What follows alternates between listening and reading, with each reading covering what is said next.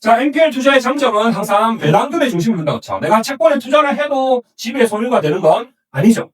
집의 소유권이 생기는 건 아닙니다. 그래서 제가 집이 지금 2주택, 뭐 다주택자인데 이거 투자해도 돼요? 이렇게 물어보시는데 아무런 문제가 없다라고 보시면 될 것 같고요. 또한 경매를 통해서 내가 그 NPL을 통해서 채권을 통해서 부동산을 매입할 때도 있다고 하죠. 그럴 때는 양도소득세 절세 효과가 있고요. 두 번째는 대출 레버리지가 유리하다. 이 두 가지에 대해서 집중적으로 오늘 한번 보시면 될 것 같습니다. 자, 경매가 진행이 되고 배당 여부 종결이 끝나고 나면 채권을 매입을 하는 거죠. 채권을 매입을 해서 경매를 통해 내가 아닌 누군가가 낙찰이 되면 내가 받지 못하면 배당금을 그냥 수령하면서 수익이 발생하는 거죠. 우리는 이런 투자를 많이 하고 있고요. 두 번째는 내가 경매를 통해서 직접 낙찰을 받는 거죠.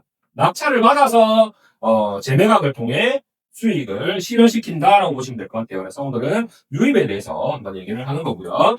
자, 유입을 하기 위해 채권을 매입하는 방법은 두 가지가 있습니다. 채무인수 방식이 있고 유입 조건부 사후정산 방식이라는 계약이 있어요. 이 두 가지를 하는데 둘 다 개인이 할 수 있습니다.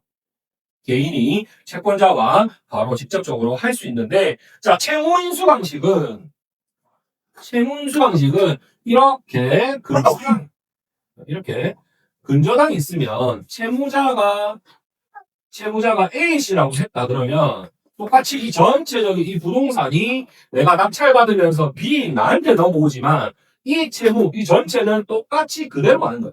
지워지지 않고 그러면서 요 채무자가 나로 맡긴다라고 보시면 될까. 그래서 근저당이 지워지지 않습니다. 그 보기에는 근저당이 지워지진 않지만 그럴 때 가장 이제 유리한 게 이 근저당을 내가 채무를 인수하는 조건으로 했기 때문에 돈을 받아가는 이 권리도 다 내가 다 인수를 한 거기 때문에 법원에서 배당을 하면 누가 받아가요?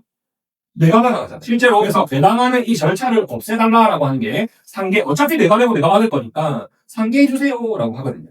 그렇게 해서 상계 신청을 하면 실제로 내 돈이 적게 들어가는 효과를 보는데 요즘에는 중간에 질권자가 있고 그리고 요즘에 그 경매 회장들이 이걸 잘 모릅니다. 제가 엊그제도 뭐 상계 때문에 전화해서 물어봤는데 한번 알아볼게요 하더라고요. 자, 이 상계 신청은 언제까지 해야 되냐면 낙찰되고 허가가 날 동안 요 며칠이에요? 7일이에요. 이 7일 동안에 상계 신청을 해야 되고요. 자, 이 7일 동안에 농지를 받으면 뭐냐면 농시증을 내야 돼요. 이 7일 안에 내가 안 내면 이거 안 되는 거예요. 그런데 내도 실제로 상계 처리를 받아주지 않습니다. 잘 받아주지 않는다고 보시면 되고요. 그러다 보니까 요즘에는 유입조건부 사후정산 방식을 많이 합니다. 자, 채권자와 유입조건부 사후정산 내가 입찰하는 조건으로 사후정산을 하는데 자, 예를 들어 총 20억 하는 채권을 10억에 매각을 한 거죠. 사후정산을 통해서 매각을 하기로 했어요. 그러면 예를 들어 A씨가 낙찰을 받았습니다. 낙찰을 얼마에? 20억에. 낙찰을 받았는데 원래는 얼마예요? 10억만 주기로 했다. 그렇죠? 그래서 실제로 채무인수 방식은 실제로 채무인수 방식은 이걸 인수해서 나중에 채권자한테 10억을 주기로 했으니까 나중에 깨끗하게 만들어서 대출을 일으켜서 A씨가 이렇게 채권자한테 10억을 주는 거를 채무인수 방식의 핵심이 되는 거고요. 낙찰자가 낙찰 20억에 받았으니 20억을 납부를 해야 된다. 상계 처리가 아니라 그냥 납부를 해야 되는 거예요. 납부를 하고 나면 이 채권자가 원래는 이제 10억만 받기로 했으니까 나머지 10억을 어떻게? 페이백을 해요. 주체가 누구예요? 채권자다. 그래서 보통 낙찰자가 내가 20억짜리지만 10억만 주기로 했기 때문에 추후에 준다. 잘 안 주고 도망갑니다. 그렇다 보니까 이런 방식들을 잘 하지 않은 채무인수 방식은 하지 않고 지금은 유입조건부 사후정산 방식만 진행하고 저희는 이때까지는 전부 다 유입조건부 사후정산 방식만 계약을 했다고 보시면 될 것 같아요. 그래서 유동화 회사가 돌려주는 방식. 20억 채권이지만 얼마에 사게 됐는지에 따라서 15억에 사기로 했다면 나중에 매당 20억 받아서 5억을 돌려주는 이렇게 진행된다고 보시면 될 것 같아요. 자, 그러면 채무인수 방식이 좋은지, 사후정산 방식이 좋은지 또 조금 다르긴 하지만, 근저당이 이전하지 않는 거고요. 채무인수 방식은 상계 처리가 가능하고, 사후정산 방식은 상계 처리가 불가능한데, 요즘에 실무에서는 채무인수 방식도 상계 처리가 거의 안 된다라고 보시면 돼요. 그래서 지금은 사후정산 방식만 거의 진행을 한다 보시면 될 것 같고요. 주체자가 이제 계약자가 되고 유동환사가 되는 건데, 그러면 우리가 채권을 계약할 때 두 가지가 있다. 그렇죠? 첫 번째는 론세일을 통해서 그냥 법인 대 법인으로 채권을 사오는 방식이고요. 두 번째는 내가 이 권리를 20억의 권리를 10억에 살게, 입찰을 통해서 10억에 살게, 사후정산 계약을 통한 채권을 매입하는 방법이 있다. 그렇죠? 그런데 론세일은 채권을 근저당을 그냥 다 이전하는 거야. 채권자를 농협에서 우리 위드 파트너스로 부산 NPL 그룹으로 완전히 이전을 하는 거예요. 그러면 끝나죠.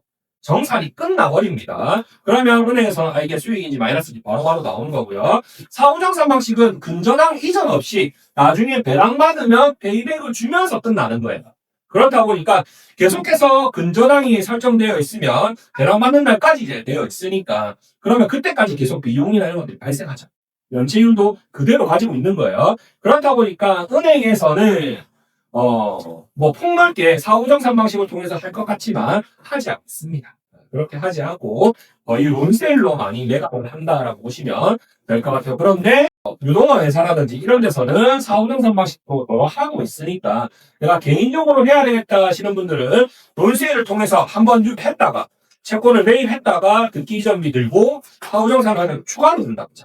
그러니까 바로 그냥 다이렉트로 그렇게 해보셔도 괜찮을 것 같습니다. 그래서 론세일은 항상 금융감독원에 등록되어 있는 대부업체만 가능하다라고 보시면 되고요. 제가 신규 법인을 최근에 작년에 신청을 했는데 지금 나왔어요. 다음 주 화요일 날 찾으러 가거든요.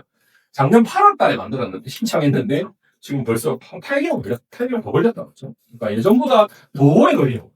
그러면서 신규로 해서 법인을 되게 운영하고 있으니까 함께 해보시면 될 것 같습니다.